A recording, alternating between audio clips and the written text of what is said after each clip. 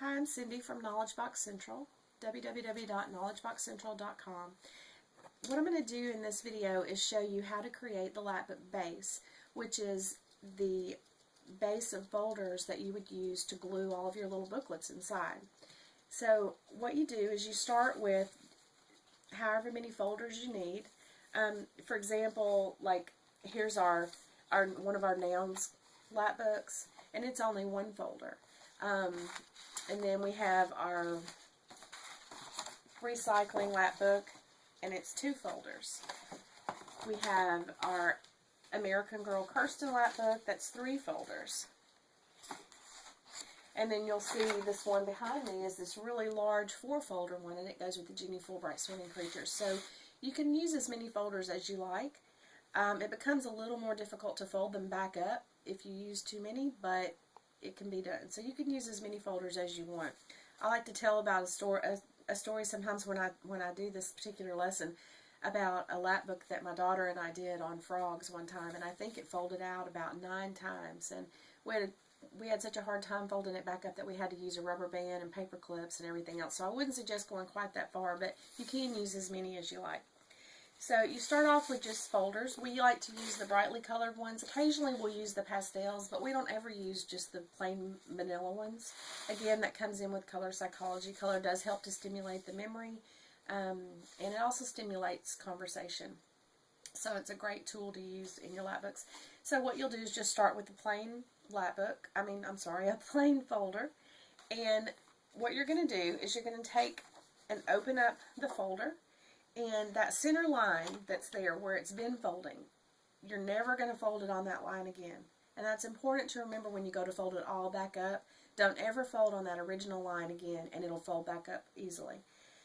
So you're going to take the tabs on one side and fold to where the tab barely touches that center fold that used to be there. And smooth your edges. You'll do the same thing on the other side, to where the tab barely touches that center line. And so then you've created a one folder of your base. And so here are some others that I've created in other colors. So you just create however many you need. And then what you'll do is you can use hot glue. You can use some of that tape that those tape rollers that they use for scrapbooking. You can use any kind of adhesive you like. We find that hot glue or the tape adhesives for scrapbooking work best. And you put some on one side of one of the folders, and then you line the tab. Your tabs may line up, they may not. It depends. If you want them to line up, then you can arrange them that way. But you just put it that way, and then you stick them together this way. And what you end up with is, like, this is one that's done with pastels.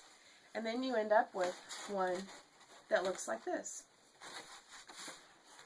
Or like the others, however many folders you would like. And the way you fold it back up, remember I said you never fold on that center line that was there originally.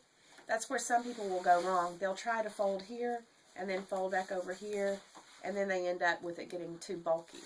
So you just fold the one tab over, and then fold the whole folder over, and then the whole folder over again, and then the whole folder over again. However many folders you have. And people have asked, how do you store these? And what we do is we have magazine holders that will sit on a bookshelf, and we'll just stack these standing up inside those magazine holders. One thing you can also do is take a cereal box, and you can cut off the corner and create a magazine holder type box of your own. And the kids can decorate those any way they want and create their own little holder for them. But that's how we do it. That way they just sit up on the shelf, and they don't take up a whole lot of space, and they're easily accessible. So that's how you make a Lapbook base. And if you have any other questions, feel free to email me, Cyndi, CYNDI, at knowledgeboxcentral.com. Have a great day.